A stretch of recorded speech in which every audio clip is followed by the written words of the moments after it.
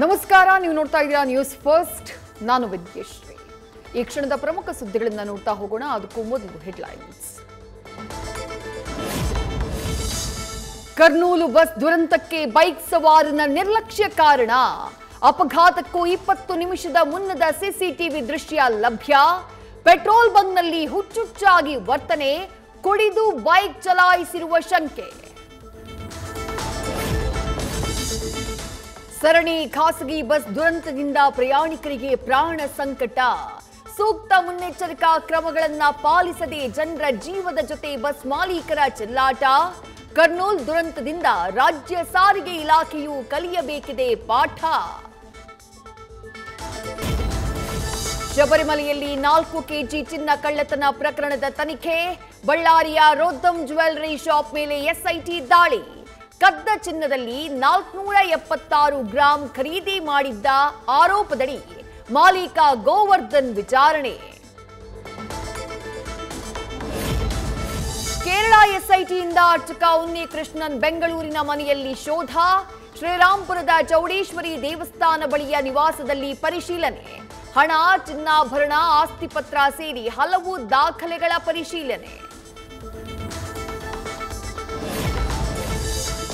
Miss India ಸ್ಪರ್ಧಿಯಾಗಿದ್ದ ಕಿರುತೆರೆ ನಟಿಯಿಂದ black mail. ಸ್ನೇಹಿತೆಯ ಖಾಸಗಿ ವಿಡಿಯೋ ಫೋಟೋ ಶೇರ್ ಮಾಡಿದ್ದ ಆಶಾ ಜೋಯಿಸ್. ನಟಿ ವಿರುದ್ಧ ತಿಲಕ್ ನಗರ ಠಾಣೆಯಲ್ಲಿ ದಾಖಲಾಯಿತು ಎಫ್ಐಆರ್.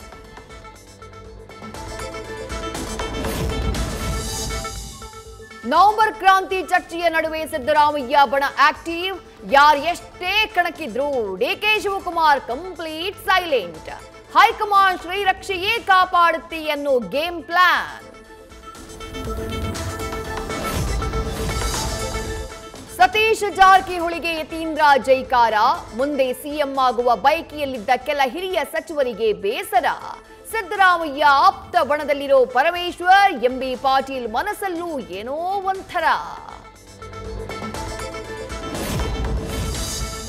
ರಮೇಶ್ ಜಾರಕಿಹೊಳಿಯವರೇ, ನಿಮ್ಮ ಮರ್ಯಾದೆ ನೀವು ಕಾಪಾಡಿಕೊಳ್ಳಿ, ನಮ್ಮ ಮರ್ಯಾದೆ ನಾನು ಕಾಪಾಡಿಕೊಳ್ತೀನಿ. ಮನ್ಸಿಗೆ ನೋವಾಗುವ ರೀತಿ ಮಾತನಾಡಬೇಡಿ ಎಂದ ಲಕ್ಷ್ಮಣ ಸವದಿ. ಕಾರ್ಖಾನೆಯಿಂದ ನಾನು 10 ರೂಪಾಯಿಯೂ ತಿಂದಿಲ್ಲ ಅಂತ ಪ್ರತ್ಯುತ್ತರ. ಮತ್ತೊಬ್ಬ ಪ್ರಭಾವಿ ಒಕ್ಕಲಿಗ ನಾಯಕನ ಪುತ್ರ ರಾಜಕೀಯಕ್ಕೆ ಎಂಟ್ರಿ. ಚಲುವರಾಯಸ್ವಾಮಿ ಪುತ್ರ ಸಚಿನ್ ಮಂಡ್ಯ ಡಿಸಿಸಿ ಬ್ಯಾಂಕ್ ಚುನಾವಣೆಗೆ ಸ್ಪರ್ಧೆ. ಸಹಕಾರಿ ಕ್ಷೇತ್ರದ ಮೂಲಕ ಪೊಲಿಟಿಕಲ್ ಕರಿಯರ್ ಆರಂಭಕ್ಕೆ ತಯಾರಿ.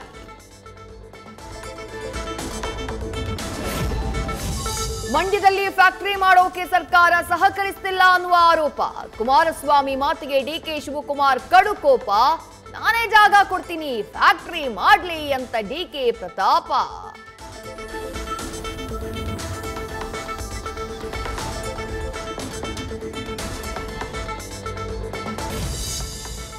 ಕೆಆರ್ಪುರಂನಲ್ಲಿ ಸಿಲಿಂಡರ್ ಸ್ಫೋಟಕ್ಕೆ ಕುಸಿದೇ ಬಿಡ್ತು ಮನೆ. ಅವಶೇಷದಡಿ ಸಿಲುಕಿ ಸ್ಥಳದಲ್ಲೇ ಉಸಿರು ಚೆಲ್ಲಿದ ವೃದ್ಧೆ. ಕೆಆರ್ಪುರಂ ಶಾಸಕ ಬೈರತಿ ಬಸವರಾಜ್, ಕೇಂದ್ರ ಸಚಿವೆ ಕರಂದ್ಲಾಜೆ ಭೇಟಿ ನೀಡಿ ಪರಿಶೀಲನೆ. ಹಿಟ್ ಅಂಡ್ ರನ್ ಮಾಡಿ ನಾನು ಪರಾರಿಯಾಗಿಲ್ಲ. ರೋಡ್ ಕ್ರಾಸ್ನಲ್ಲಿ ಬೈಕೇ ಮುಂದೆ ಬಂತು, ನಾನು ಕಾರಿಂದ ಗುದ್ದಿಲ್ಲ. ಪೊಲೀಸರ ಮುಂದೆ ನಟಿ ದಿವ್ಯಾ ಸುರೇಶ್ ಉತ್ತರ ಒಂದೇ, ನಾನವಳಲ್ಲ, ನಾನಾಗಿಯೇ ಡಿಕ್ಕಿ ಹೊಡೆದಿಲ್ಲ. ಬಗೆದಷ್ಟು ಬಯಲಾಗ್ತಾ ಇದೆ ಮಾದನಾಯಕನಹಳ್ಳಿಯ ಸಾಮೂಹಿಕ ಅತ್ಯಾಚಾರ ಪ್ರಕರಣದ ಸೀಕ್ರೆಟ್. ಮಹಿಳೆ ಮನೆ ಪಕ್ಕದವರಿಂದಾನೇ ನಡೆದಿತ್ತು ಮಾಸ್ಟರ್ ಪ್ಲಾನ್. ಮೊದಲು ರಾಬರಿಗೆ ಸ್ಕೆಚ್, ಇದೇ ನೆಪದಲ್ಲಿ ಆಗಿತ್ತು ರೇಪ್. ಡಿಜೆಹಳ್ಳಿ ಇನ್ಸ್ಪೆಕ್ಟರ್ ವಿರುದ್ಧ ಅತ್ಯಾಚಾರ ಆರೋಪ ಕೇಸ್. ಮದುವೆಯಾಗುವುದಾಗಿ ನಂಬಿಸಿ ಲೈಂಗಿಕವಾಗಿ ಬಳಸಿಕೊಂಡು ಕೈಕೊಟ್ಟಿದ್ದ ಇನ್ಸ್ಪೆಕ್ಟರ್. ಕೊನೆಗೂ ಸುನಿಲ್ ಮೇಲೆ ದಾಖಲಾಯಿತು ಎಫ್ಐಆರ್. ಮತಾಂತರಕ್ಕೆ ಒಲ್ಲೆ ಎಂದ ಪ್ರಿಯತಮಿಗೆ ಕೈಕೊಟ್ಟಿದ್ದ ಇಶಾಕ್. ಬೆಂಗಳೂರಿನಲ್ಲಿ ಲವ್ ಜಿಹಾದ್ ಪ್ರಕರಣದ ಆರೋಪಿ ಕೊನೆಗೂ ಲಾಕ್. ಅಮೃತಹಳ್ಳಿ ಠಾಣೆ ಪೊಲೀಸರಿಂದ ಅರೆಸ್ಟ್. ವಾಶ್ರೂಮ್ನಲ್ಲಿ ಸಿಲಿಂಡರ್ ಲೀಕ್ ಆಗಿ ಅವಘಡ.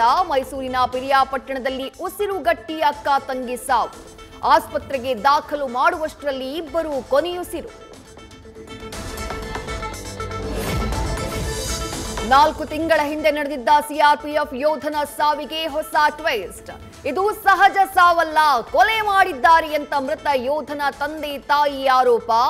ಇನ್ಶೂರೆನ್ಸ್ ಆಸೆಗಾಗಿ ಪತ್ನಿ ಹಾಗೂ ಪತ್ನಿಯ ಸಹೋದರ ಮಾಡಿದ್ರ ಮರ್ಡರ್. ಬಂಗ್ಲೆಗುಡ್ಡೆ ಬುರುಡೆ ರಹಸ್ಯ ಪ್ರಕರಣದ ತನಿಖೆ ಮತ್ತೆ ಚುರುಕು. ಎಸ್ಐಟಿ ಕಚೇರಿಗೆ ಇವತ್ತು ಪ್ರಣವ್ ಮೊಹಾಂತಿ ಭೇಟಿ.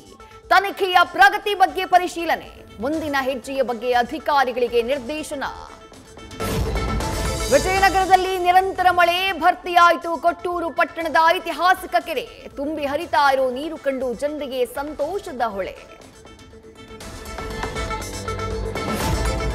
ಮೊಳಕಾಲ್ಮೂರಲ್ಲಿ ಮುಳ್ಳು ಪೊದೆಗಳ ಮಧ್ಯೆ ಅಡಗಿಸಿದ್ದರು ಸಾವಿರಾರು ಚೀಲ ಪಡಿತರ ಅಕ್ಕಿ. ರಾತ್ರಿ 1 ಗಂಟೆ ಸುಮಾರಿಗೆ ಎಸಿ ಮೆಹಬೂಬ್ ಖುರೇಶಿ ಜಿಲಾನಿ ನೇತೃತ್ವದಲ್ಲಿ ದಾಳಿ. ಕೃತ್ಯದ ಹಿಂದಿರುವ ಖದೀಮರ ಪತ್ತೆಗೆ ಬಲೆ ಬೀಸಿರುವ ಪಿಎಸ್ಐ ಬಾಹುಬಲಿ. ಸಿನಿಮಾ ಕಿರುತೆರೆ ನಟ ಆರ್ಯನ್ ಗವಿಸ್ವಾಮಿ ವಸ್ತ್ರದ ಸಾವು. ಹುಟ್ಟುಹಬ್ಬದಂದೇ ಸಾವನ್ನಪ್ಪಿದ ಆರ್ಯನ್ ಮೃತದೇಹದ ಕೈ ಹಿಡಿದು ಕೇಕ್ ಕತ್ತರಿಸಿ ಹುಟ್ಟುಹಬ್ಬ ಆಚರಣೆ. ನ್ಯೂಸ್ ಫಸ್ಟ್, ನಿರ್ಭೀತಿಯಿಂದ ನಿಮ್ಮ ಪರವಾಗಿ.